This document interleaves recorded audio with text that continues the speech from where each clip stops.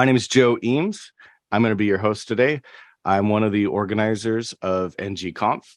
I've lately taken on the mantle of Santa, for those of you who don't know. So in late December, I'm pretty busy, but the rest of the year I do ng-conf to keep myself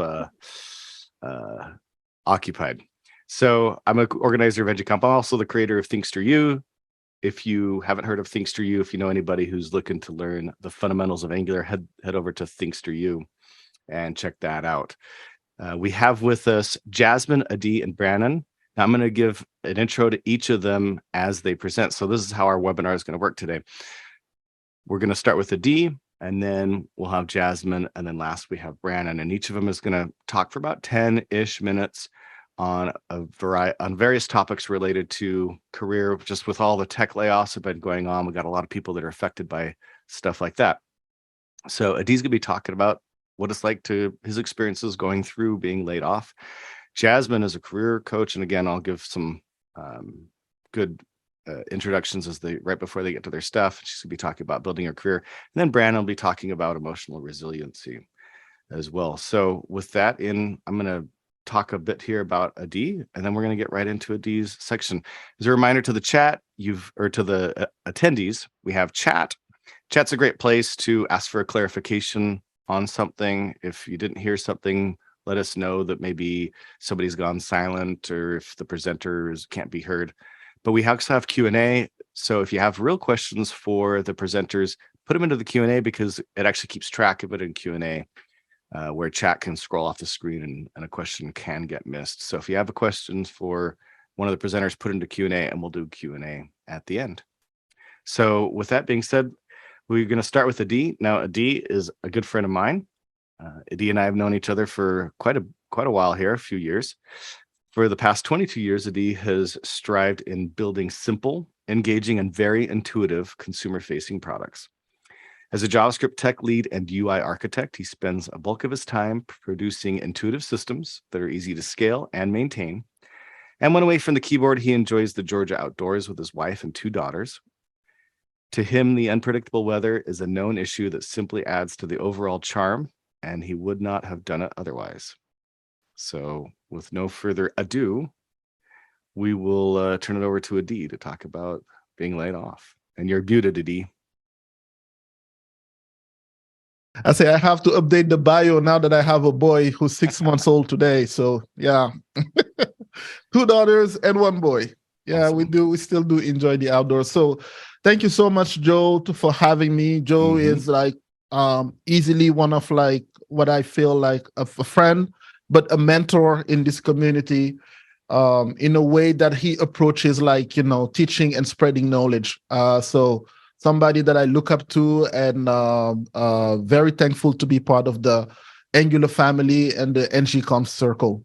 So, but today we're going to be talking about a subject that is a little kind of painful at the emotion level, and that me as an immigrant have gone through. Like the first time I went through it, I felt like my life just stopped, and having the responsibility of caring of a new family, because we got laid off, and I say we because we always talk about work, me and my wife, even though she's like at home helping. But anything that we take, we to go as a we, because I am the provider for the family. So we took our first layoff when she was 8 months pregnant of our oldest daughter. I mean, right there with 3 weeks of severance pay. Wow. And, the whole world just changed that day, But I like to refer to it as my first and my last layoff, because even as the 3 other ones came after, between being laid off and fired, we were better prepared. But what I want to focus on is the people who are hurting right now, and who for them is the first time they're going through this, And I want to be very cautious about not making it about, I just put the context of where I came from, but I don't want it to turn it about me. It should be about them. And at the same time, I want to be talking to the support system of the people who are around individuals who are going through that. So real quick, what I'm going to do is I'm going to share my screen. I just put really quickly like some notes so you don't just see my head the whole time for the next 10 minutes. And then just some talking points. Feel free to add some questions or if you need any clarification. Joe, can everybody see my screen right now? Yeah, looking good. Yeah. So I just got laid off. Holy smokes, what do I do now? That was really what I was going through. For me, the first thing that I did, though, I didn't even call my wife. I went to the closest Apple store and I bought myself an iMac. I'll come back to why I did that after just being laid off. So for you to have like a little context, the very first thing that I did, I went and I bought myself an iMac, and I'll let you know why. But before all of that, so can this go? So let's see, is it? Okay, there you go. The very first thing that you're going to see yourself doing is you're going to be journeying into a difficult new reality, okay?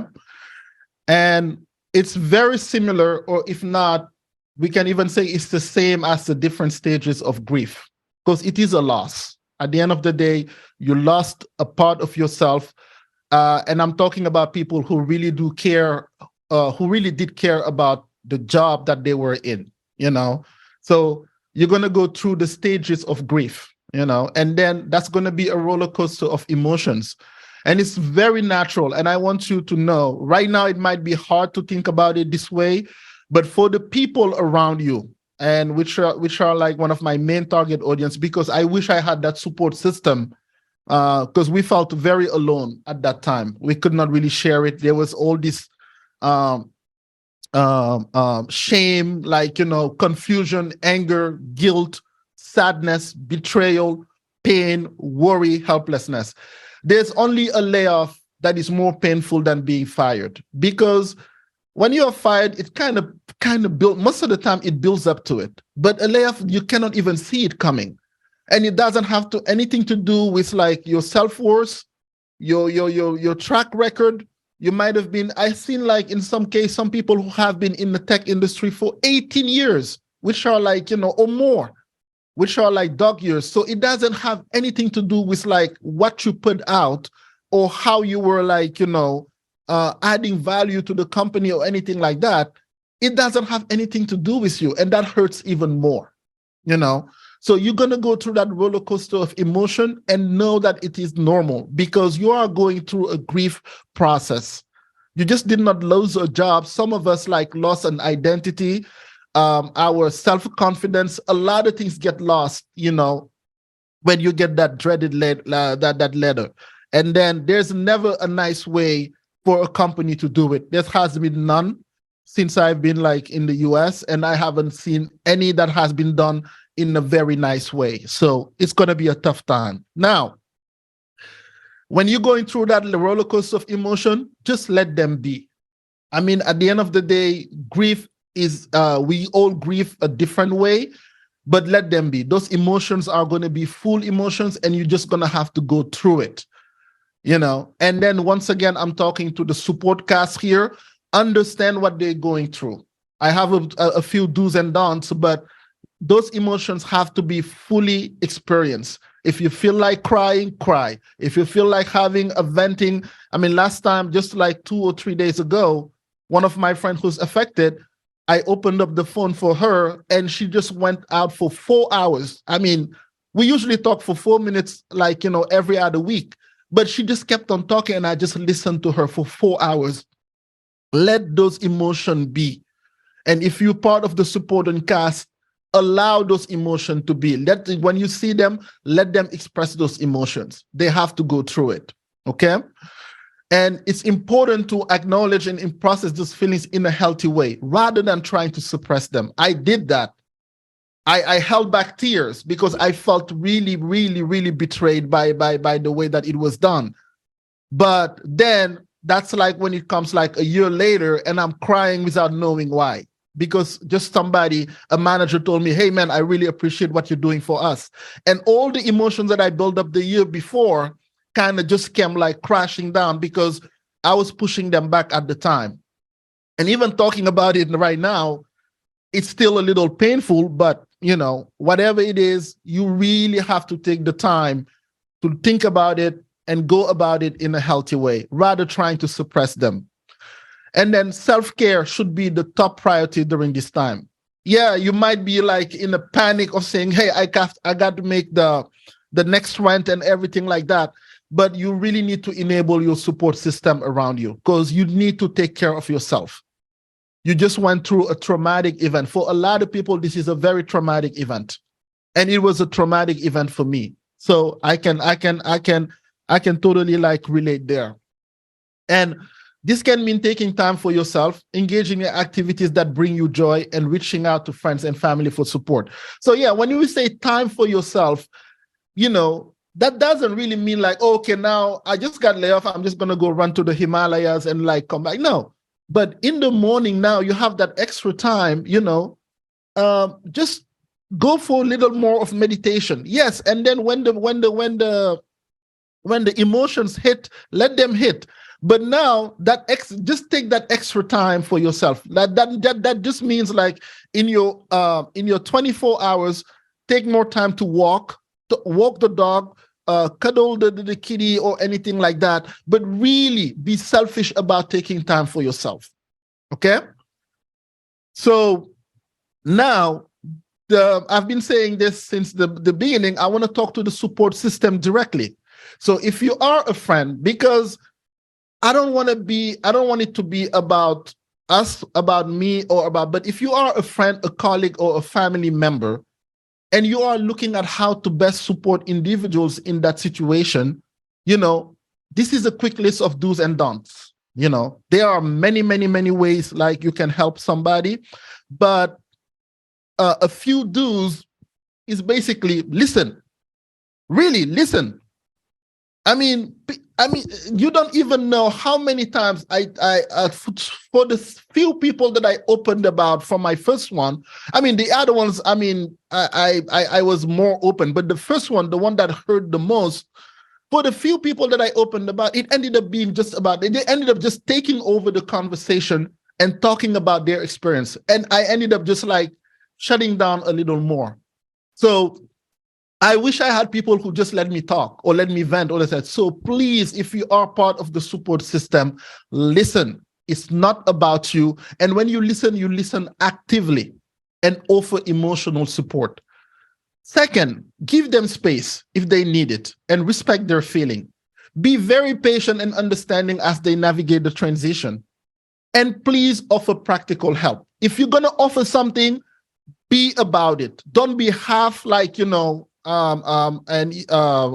would use like a French type of word for the next, what I would want to say, but be real, because these people just feel like they just have been betrayed emotionally, intellectually and stuff. So if you're going to offer, just be ready to really offer something, offer practical help. If you're going to assist with job searches, just take a time and say, hey man, I just saw that like they have this and stuff like that, or connect with them with whatever it is.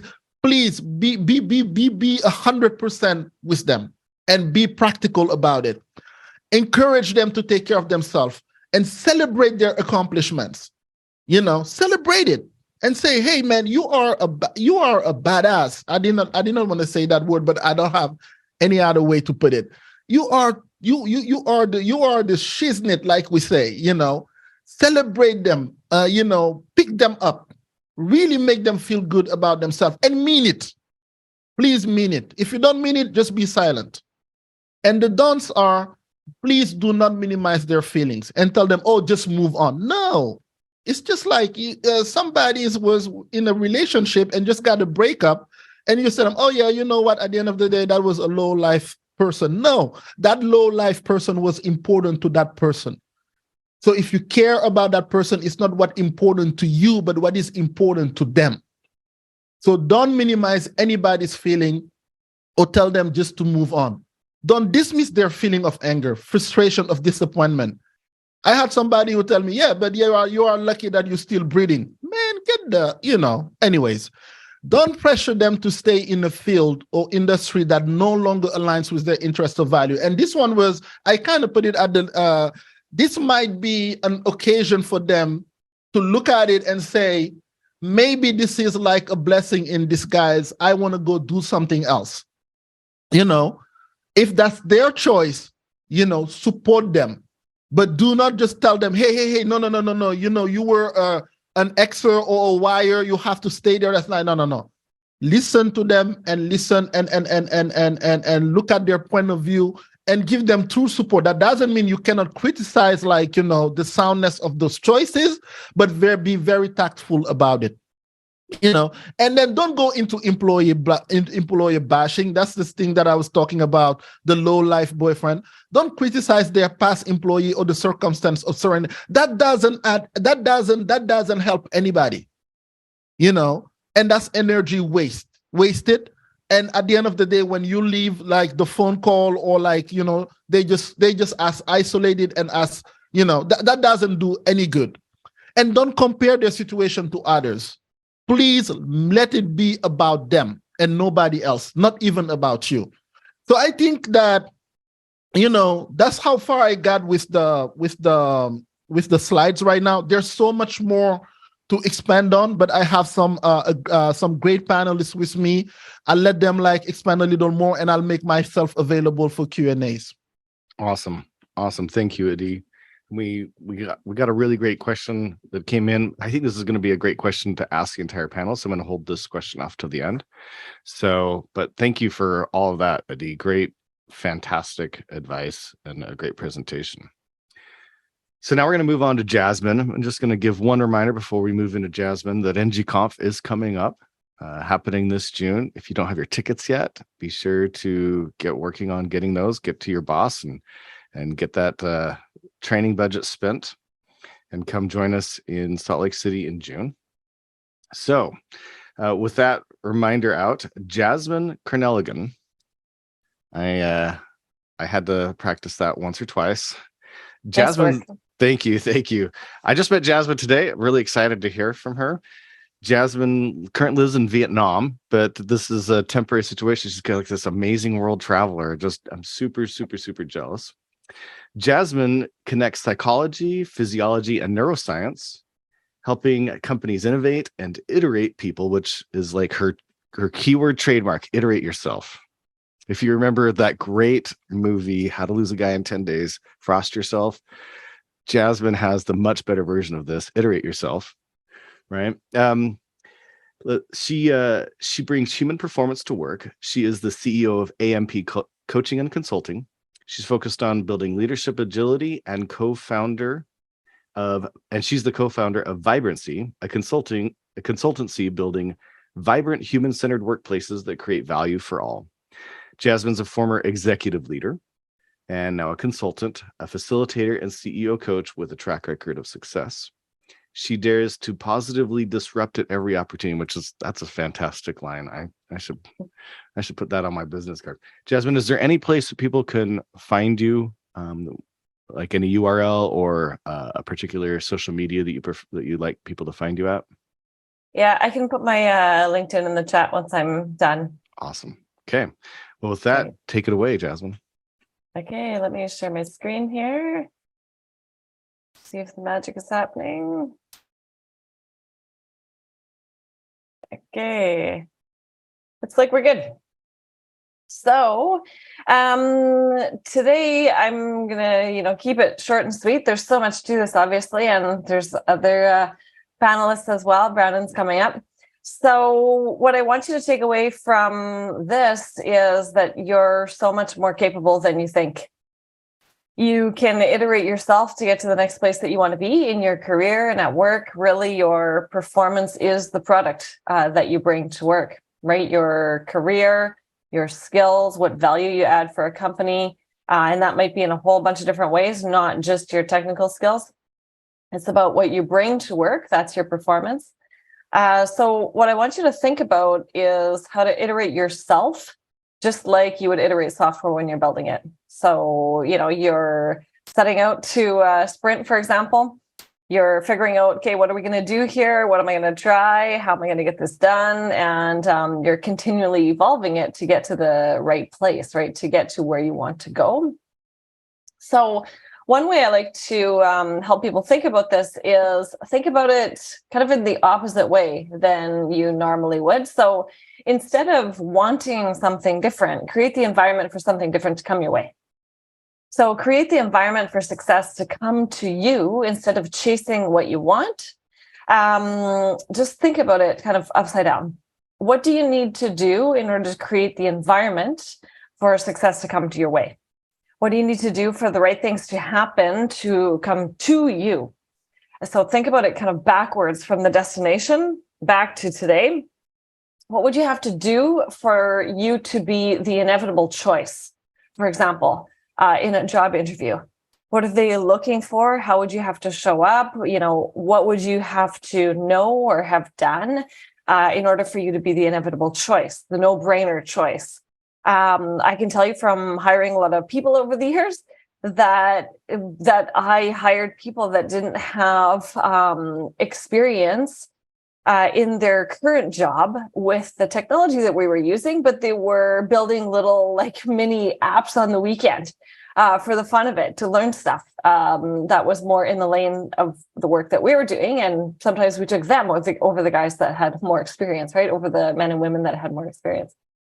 So just think about that. What would you have to do to make it inevitable that success comes your way? And another example here is I used to interview people for their first leadership roles often, which was really exciting and fun to do. And I would always ask them, what have you done to prepare yourself for this role? Right? When you're going to a leadership role, it's a big deal. You have responsibility for other human beings. What have you done to prepare yourself? And so there were people that would tell me, I don't know, like, don't you just train me when I get here? No. What have you done to prepare yourself for this role, right? So the people that had, read some articles and read something or, learned something on YouTube or had listened to podcasts, those were the people that would get those roles, not the people who were just like, I don't know, look, lady, don't you just sign me up and train me when I get there. So super important. Create the environment for what you want. Then the next piece here is understand what the outcome is that you want to achieve. So what's the outcome that you have in mind? And then take steps towards that. So you have to be able to see where you want to go. As a human being, you have to be able to see. And you are a whole system. So think of it like, when you're walking into a hotel room, it's a hotel room that you've never been in before, super dark, totally dark. You don't start walking around the hotel room, right? You stop at the door, you kind of freeze for a second. Okay. And then you hit you would hit the wall to hit the light switch so you can see, and then you move, right? So you just need to be able to see where you want to go. For yourself, it has to be positive in order to move towards it. As a human being, you need that kind of positive vibe, positive something to move towards. So you have to make that for yourself if you don't have it right now. What do you want? And what are your superpowers? What really brings you energy about the work that you've done? What do you get excited about? Because that will bring performance out of you. And when you're, bringing those superpowers to work, that's when you're really performing. So on here you have to see and you have to be, not just do. So a lot of times we're showing up in action. What am I doing? What am I doing? What am I doing? That's cool. You need to be able to see where you want to go, and you have to be. So you have to remember that you're a whole system and a whole person, and show up and be the person that you are trying to become. You can't just action your way there. You have to start, embodying, how would this person sit? How does this person think? What would this person be in the interview? Not just what would they say? What's underneath? What's behind those words, actually? Who is this person that you're trying to become? Typically, that's what you need to do in order to take the next step in your career, is who do I need to become? So you have to be real through this process and take really tiny steps. Remember, above all else, you are a whole system. So some of the really key things here, I'll just touch on really quick, are as a whole system, you need water. So your brain needs a ton of water in order to function. You are largely made up of water. You need to be drinking water. Most people don't drink nearly enough. You need to sleep. When you're not sleeping enough during the night, enough sleep cycles. So for example, for me, it's the middle of the night right now. So I'm like, half awake, half asleep. When you don't sleep enough, your brain actually doesn't do a full rinse cycle. As you kind of come out of the dishwasher with dirty dishes in the morning. So you need to sleep in order for the brain to rinse the toxins out, in order for you to be fresh and ready to roll, especially given the complexity and the intricacy of the work that you do. And you need to breathe. So as a human being, you need to breathe. Your breathing regulates a lot about you. It regulates your heart rate to some extent. It also tells your brain if you are safe or if you are going into like a fight or flight response. So breathe, allow yourself to slow things down. So hot tip for interviews is feel your body, feel your feet on the floor, breathe. That will help you think actually in interviews and kind of higher pressure situations. So how you iterate yourself, how this all comes together is, this is about tiny acts of better. So this is about your performance and improving yourself continually over time. This is how you continue to grow and how you'll continue to grow in your career. Your tech skills expire rapidly, right? As you know, as things move so quickly, your tech skills are virtually expired every 4 years. So just continue to grow yourself every day, tiny little steps. Super important. So this is about iterating yourself, right? How can I see? What do I need to do? How do I need to show up? And what do I need to practice? So one thing here is to remember that you need to let go of being good at stuff in order to be better. So it seems kind of counterintuitive, but in order to become better at things, you need to let go of being good. When you're being good, you're kind of in this defensive position. You're like defending your current state, defending your current learning, even who you are currently, right? You're defending your identity. So when you're trying to be good at stuff, you're not really getting better at it.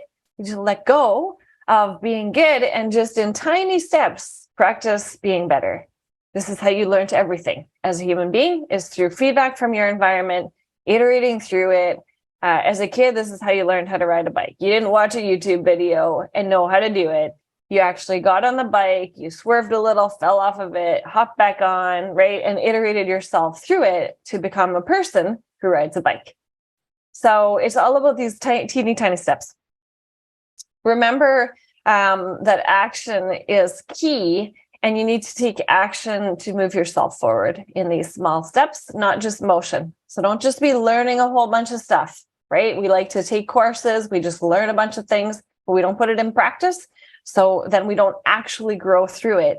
Your objective needs to be to learn and grow. And growing is uncomfortable. It takes discomfort actually to create new neural connections. So discomfort is okay. Just do it in teeny tiny bites, because that's all you can take as a human being, is just to grow through those, grow through that discomfort in tiny steps, and you will accumulate so much more change, so much more growth in yourself. If you just tackle this, even 15 minutes a day can totally change who you are and your career trajectory. So that's all part of creating the environment. So that's really all I've got for today, is just keep growing. Keep iterating yourself in order to get to your next step. Make sure you see it and make sure you can be it as well. So it's all about tiny acts better. So here's how to contact me. I will put this in the chat, Joe, so that people can find me on LinkedIn. Awesome. Okay. Thanks so much, Jasmine. That's great. Great. Thank you. Advice. Love that. All right, we're we're on to our third and final piece. We've got Brandon Patrick. Now, Brandon, I have known for quite a while. He's got a long, storied career as a therapist. Brandon's a clinical therapist. He has massive, and I do really mean this, massive amounts of experience and training. But more importantly, he's somebody who's willing to say what needs to be said and teach what needs to be taught for real change to happen. Everybody has the opportunity for healing, growth, and connection if they want it enough. You can find them over at brandonpatrick.com and therapyutah.org. I'll throw those into the chat. And then just a note, Therapy Utah does online therapy as well. So they don't just do in-house. So if you're looking for some help with what's going on in your life, they're a great place to speak to as well. And I can speak from experience because Brandon was my therapist for quite a few number of years. So I really have a great close place in my heart for Brandon. So Brandon, with that being said, we're ready for you. All right. Thanks, Joe. I gotta say, I love the beard. It's looking great. I feel like we should have given Jasmine like most of the time because she's here at 1 a.m. or whatever it is over there. So, Right. I want to say before I dive into any of my content here, what Adi said and what Jasmine said are awesome. And I'm getting into the being emotionally resilient to being laid off. I'm getting into some of the answers. And so what I talk about might sound kind of invalidating because I'm saying, hey, you should do this, or this will be helpful, or that will be good. And what Adi was saying about how painful it is absolutely true. So I want to acknowledge that first, that it can be really difficult. So let me share my screen here.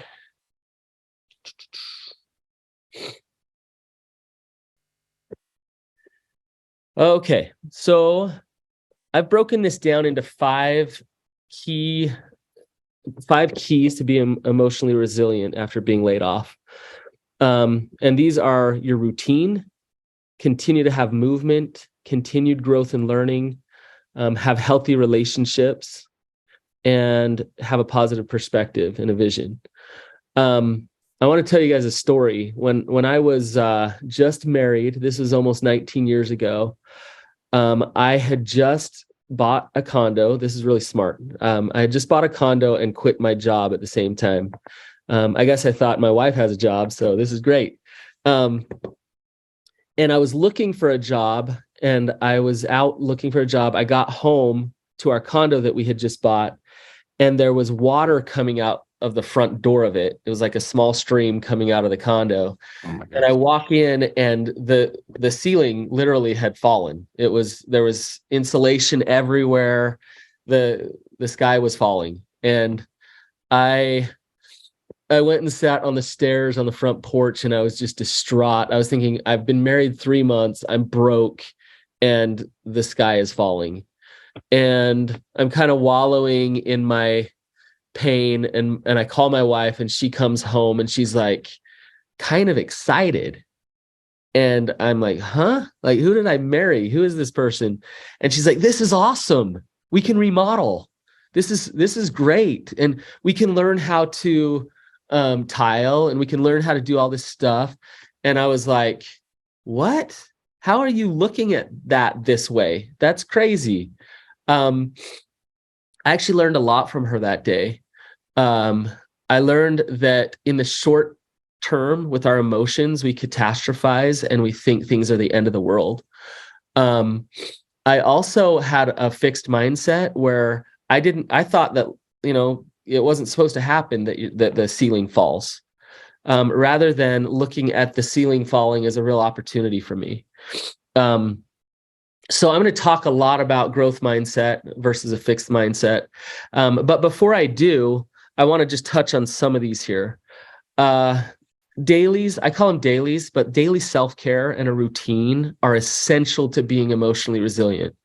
Marsha Linehan, who developed dialectical behavioral therapy, she calls it being like you're kind of hedging your bet against emotional breakdowns by filling up your bucket. And when you have good habits and you have a routine every day, when you lose your job, then it is more important to get up in the morning, brush your teeth, and go for a walk. It is more important to do a little bit of meditation, and whatever it is that fills you up and helps you move forward, make sure you're doing that when you don't have a job. Movement goes along with that. So if you're if you're sitting in your house on your computer all day long and you're just sitting there and I'm talking about literal movement is important. You need to get your butt up and you need to move. Get outside. One time I took Joe with me up to the river by my house and we went and sat in cold moving water that moves. Very cold. Us. Yeah, it's very cold. Hey, that was the summer. I did it last week. Oh, jeez. Yeah. But that water's moving, that energy is moving of that water. And so that's just one idea. Exercise, just walking, climbing mountains, going for a drive, whatever you can do to move is good. Okay. You want to keep that energy flowing and you want to keep resonating at a higher level. Okay. Continued growth and learning. When you're laid off, you have a lot of times, and it's opportunity to grow and learn. Networking is key, but also relationships are important.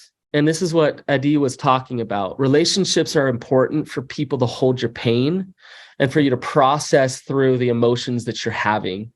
Other people are a great outlet if they're good support to actually hold that for us. And then lastly, a positive perspective. So this is Carol Dweck. She wrote the book Mindset, and I'm sure most of you are familiar with her.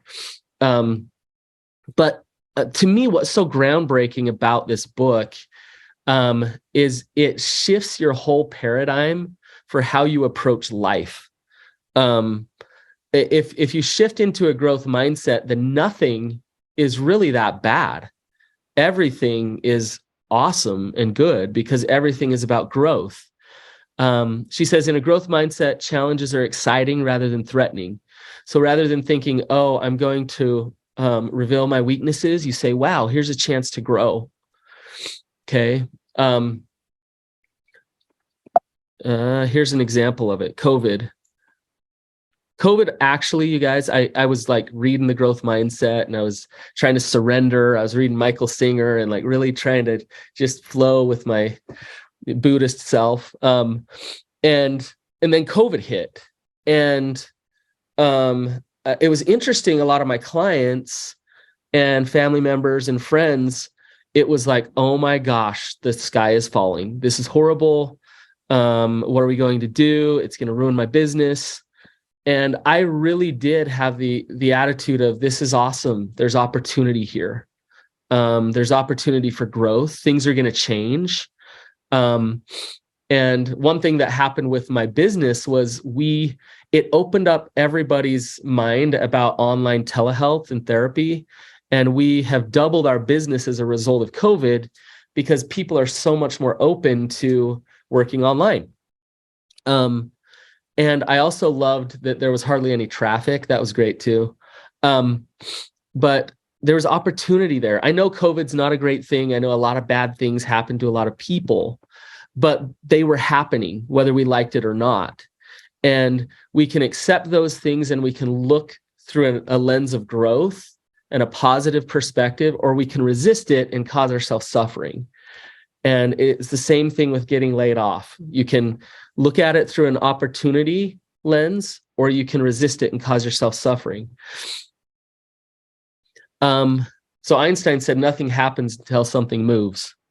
So if you're depressed, sitting in your house on LinkedIn, looking for your next gig and not doing much, then probably not much is going to happen. And so again, that inertia needs to happen. That movement needs to happen. And you guys, I'm talking about emotional resiliency. I'm not trying to get you your next job. So what I mean by that is just the act of doing something, just the act of creating some hope and some vision there and moving forward is good for your soul. It's good for your emotions. Okay. And so pushing things a little bit, contacting people that you might have a little bit of fear to contact, is good for you on an emotional level. Taking a class that you've wanted to take for a while, but you haven't had the time or money to do it. Maybe it's time to do that. I loved Adi's example of the day he got laid off, he went and bought a computer, right? That's awesome. That's movement right there. Okay. Then Helen Keller, She says, the only thing worse than being blind is having sight but no vision. And I think a lot of times when bad things happen, when you get laid off, it can kind of put the blinders on. If you have that fixed mindset of, I'm supposed to stay at this job till I get this promotion, till this happens, then all of a sudden everything changes. You can lose your vision pretty quickly. But your vision is independent of that job that you have right now.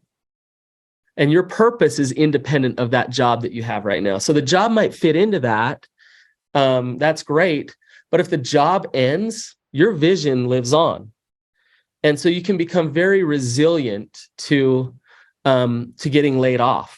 So, Joe, that's all I have for today. I'll leave it at that. Awesome. Well, as usual, fantastic content, Brandon.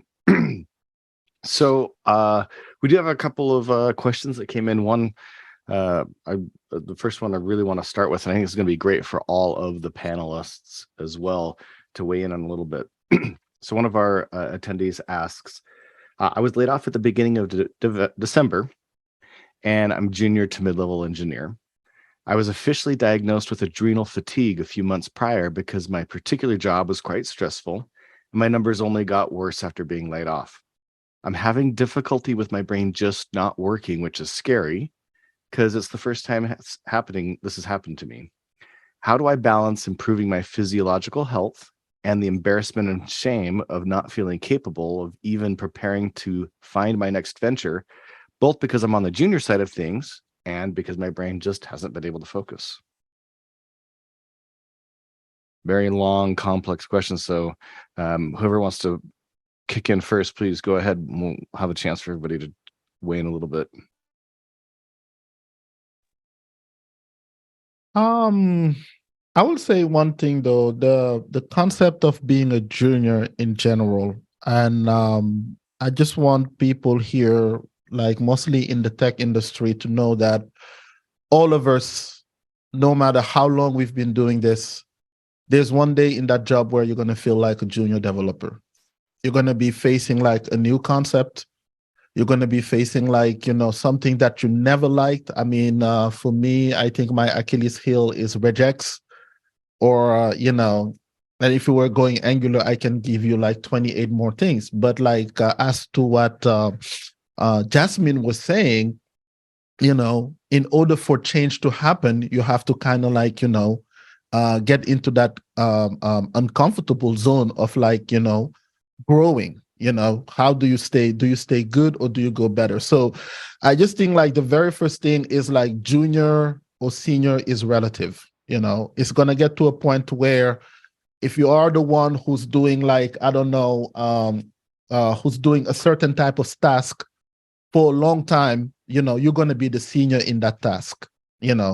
So the thing is, find the things where you don't even think about it as like woke, and then enjoy those more.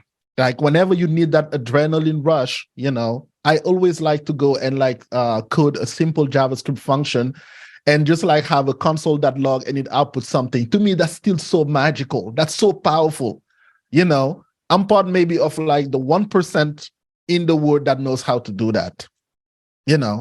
So take that like I think like, and I have some professionals here.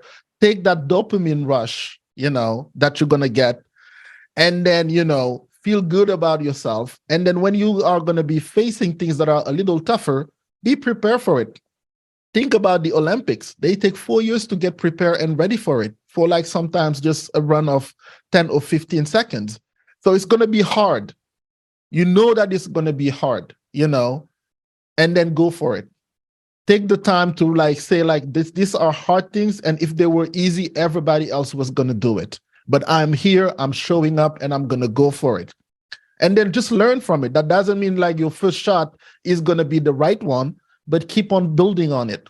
I mean, I find out every single day how much I don't know about Angular.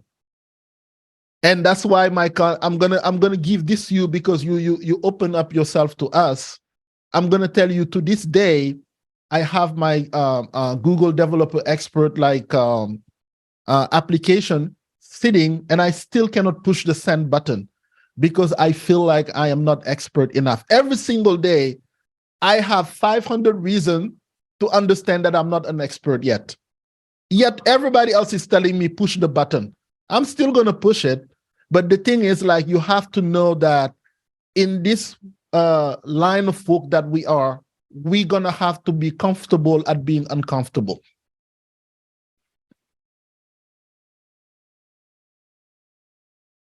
Go ahead, Jasmine. I'll go after you. Sounds great. Thanks, Brandon. I was just about to say, I'll hop in here because Brandon is going to be the closer on this question because clearly he's more qualified than any of us are. My little tips here are, do you remember when you learned how to drive a car when you did driver training? It was all about look where you want to go, right? And when I was, I did a little bit of cycling racing, and I'll remember this from mountain biking, is look where you want to go. Don't look at the tree because you're, going to hit that tree. So look where you want to go. And then the other tip I have is start exactly where you are. Acknowledge where you are. That is the only place you can start, is right where you are. And often when I'm working with CEOs, for example, that are really under a lot of pressure, which is, to some extent, a part of what you're feeling is just a lot of pressure. What can you do in 10 minutes today? What can you do that's 2% today, 1%? Remember that a little bit to Addie's point. Remember what gives you energy. Remember what gave you energy. Remember what your superpowers are. What are those? You still have those. They're yours. They're within you. And feel what you feel and be in the now and take a small action. Just in the present moment, teach yourself again that you can do something in 2 minutes. What is that? Just a teeny tiny step. It just takes an accumulation of those tiny steps is what enables all of us to move forward. And you can only move forward, in the present moment, not in what you're experiencing in the past or what you might be worried about in the future, but just, in this tiny moment, what can I do for 2 minutes, 2%, 10 minutes, whatever that might be.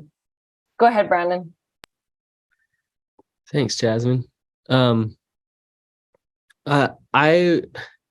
like what Jasmine just said about starting with where you're at. And you mentioned adrenal fatigue. It's interesting. You've probably been drunk on cortisol in your job because maybe you feel like an imposter or whatever, and so you get laid off, and you get a bigger hit, another shot of cortisol because here you are laid off and stressed out and all of those things, and so. This is really kind of cliche. Jasmine mentioned this earlier.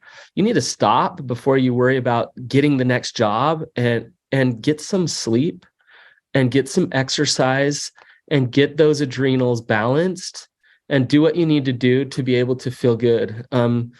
Adi mentioned meditation. There's research that says that meditation helps lower your cortisol levels and helps you stay in more balance. And so while you're stressing out about getting a job and worrying about that, you're actually focusing on the wrong thing. So focus more on that self-care to get yourself in the right place. And then the job opportunities will start to open themselves up to you because you'll be radiant. You'll be ready to go. You'll have that energy to do it. And so that's where I would really focus if I were you right now. Awesome. Great things. So, I noticed a couple of other things. I wanted to maybe do a couple more quick questions before we wrap up here. We have a couple of minutes. I think there's potentially a couple of items to cover that might be very valuable. So, one thing I think we could talk about a little bit is, as somebody who's going through one of these challenges or trials, how can you find a healthy support system?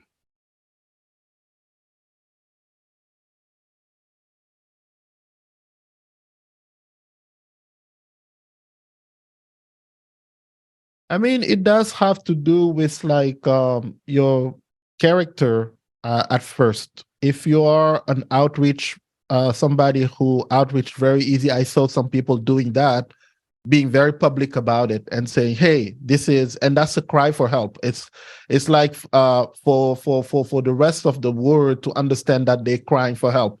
Hey, I just got laid off. There's nobody who's happy about tweeting about that, or like nobody who's happy about putting it on LinkedIn. So the thing is, like, they're doing what they're supposed to do. They're like, "Hey, man, this is new. What do I do now?" I will say, like, be very selective. I mean, if you can, about who do you let in your inner circle, because like Twitter is the big pool. It's like you just like throwing it out there, and out of maybe I mean, people are gonna have empathy and stuff like that, but are they gonna be really ready to come and do the work that is like being part of your support system? When people offer, take them on that offer. I see some recruiters jumping sometimes, some other people. But the thing is, the very first thing is letting people know that you need that help. There's another side of people where when they're hurting, nobody knows that they're hurting. So that's going to be up to the people who are close to them to understand that like these people need help and then step up for them.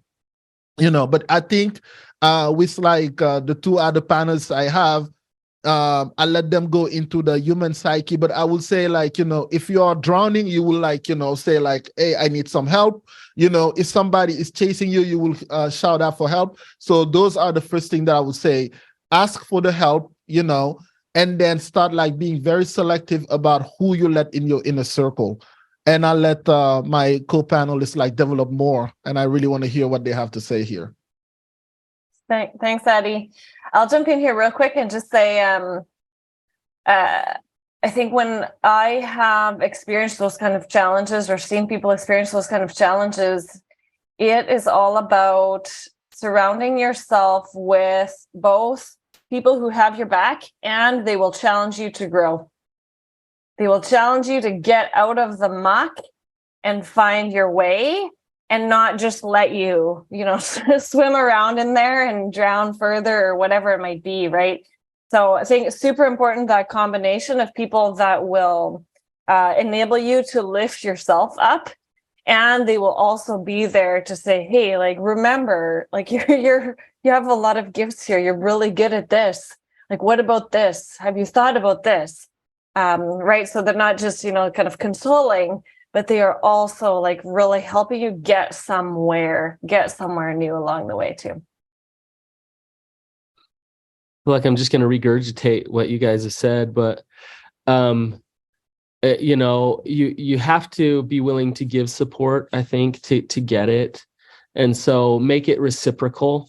Make sure you're not just a taker. And what Jasmine was saying, maybe I'll say it a little different way. A good support person is empathetic and honest with you. And they also know where you stop and they begin. So they're not going to fix it. They're not going to take it over. If you want to wallow in your pain, they'll let you, but they'll be honest with you about what you're choosing to do. Some people have a lot of support. They just don't tap into it. So like, for example, I know if I was really struggling with something, I haven't talked to Joe in a while. I could text Joe. I know he'd have my back. He'd probably take my phone call every day if I wanted him to. So there's people like that in my life that I would have to be vulnerable with to ask to actually be there for me. Some people don't have that. And if you don't, then you're going to have to put yourself out there. You're going to have to find people, at church, or if not at church, at work or wherever, and you're going to have to ask, like, "Hey, I need some support. I need some help." And people are usually willing and want to step in and love each other and support each other. So yeah, that's my answer. Awesome. Okay. Last question I want to cover here. Any advice on identifying how to shift your career according to your interests? And these great opportunities of, I just got laid off, I just lost my job. Now I can have the chance to rethink things. Any advice on identifying how to shift your career according to your interests? I can jump in here first. It's so key to see. You know, you got to see where you want to go here, right? So you can use different techniques to do this. Don't look too far out into the future. You know, just think about 3 or 6 months from now. What am I trying to be? Who am I trying to become 3 or 6 months from now? What does that look like? What does my ideal day look like a few months down the road? What's really giving me energy that I'm working at? You know, what are the things that I'm doing that really give me energy? And once you start listing those things out, you know, what gives you energy, what takes it away, you start understanding what this job might actually be, right? You start understanding like, oh, this is this type of job and it includes these things and it excludes these other things, right? So then you can kind of form yourself a bit of a runway so your plane can take off. So I think just really understand that. What do you see for yourself, ideally? And then you have to take action. You can't just see that. Ideas, I think it's also a famous Einstein quote that ideas without action, like they're nothing, right? You have to actually take that and do something with it. So grow yourself into it. Find people that do that work. Who are you trying to aspire to become? Have those people in your support circle, right? Have those people in your circle of influence, let's say, to help you grow into those roles, and iterate yourself and experiment, right? You need to experiment tiny steps and grow into it. Create the environment so that it comes to you. Don't just want it and hope for something. Like actually take action, move towards it. Yeah, Awesome. and I think it's a great segue to finally, clarify why the heck would you go buy an iMac, when you got laid off, the same day, and not like just not any type of computer, but an iMac, which almost was half of my economies at the time. And that resonates so much with what Jasmine was just saying, is that at that moment, after I went through, because I'm like, I cannot call my wife and tell her we out of the job and I have maybe 3 weeks severance space or anything like that, and I don't have a plan. But what am I good at? I'm good at putting websites together. I'm good at reading briefs and stuff like that. I'm going to go in business for myself. I'm never, ever again going to let a company decide of my financial future. I'm going to have multiple income streams. From that day on, I have been having more than one income streams forever, for the last whatever. So if it doesn't happen tomorrow, I don't care. But the thing was, that's what the impulse where I went and I bought the Mac, and then when I bought the Mac, now I have to make it work. That's I don't know if you know the Cortez ship where you had to burn your ships and there's nowhere to go. You just have to go and conquer the land. That's the attitude that I had at that time. But then you have to be very empathetic, if there's a word like that, towards people's situation. Somebody who's listening right now has to make rent or make a mortgage in a month or two. That strategy, and when I was in a similar situation, mine was, now I have to interview better. So that means that for my next interview, my question would be, okay, I have a base of skill sets that you guys are going to pay me for, but I'm going to ask you, do you have a growth program? Do you have an upskill program that you guys so I'm going to try through my next job to have them pay for my for my growth in that way, where now my first goal is to make rent for the next month, but at the same time, I'm not going to approach the job with just what I had as my skill. I'm going to look for it I have to be in a place where I can grow. So all the other jobs that I'm going to go after, if that's just going to be the same thing where I just come just to be a simple developer, I'm no, that's not for me. But if they're telling me, okay, we're going to have you as a lead, we have a cloud engineering program or something like that might interest you, I'm okay, that's now the kind of things that I'm going to start looking for where I don't stay away from my base, but little by little, I can grow into something else. Joe, I'll make this quick, but Okay. Comfort, just going along with what these guys are saying, comfort can lead to a lot of misery, because it's like, man, I got a paycheck, and so I'm just going to keep doing what I'm doing. I mean, how many people live in hell every day where they're miserable, but they keep doing it? And we got one life to live, but they just keep doing it. And I realize what Adi just said, like, we got to pay rent, we got bills to pay. But to me, that misery is feedback. It's telling us something. It's saying, hey, like, this isn't in alignment with what I'm supposed to do here on this earth. And so I'm going to listen to that, and then I'm going to step into some fear, some kind of treacherous waters. And Adi was just describing this with that moment when he lost his job and he started his business. It's like, that's scary, that's hard, but that's also what sets you free. That's what makes you figure out who you really are and what you're really built for. And then you start feeling alive, you start feeling good, and you're not stuck in that misery anymore. Awesome.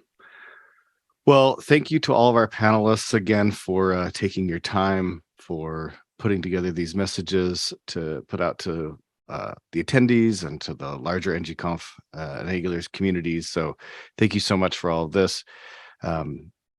Thanks everybody for attending as well. We obviously hope to see all of you at ng-conf later on this year. And with that, we will sign off. Thanks again.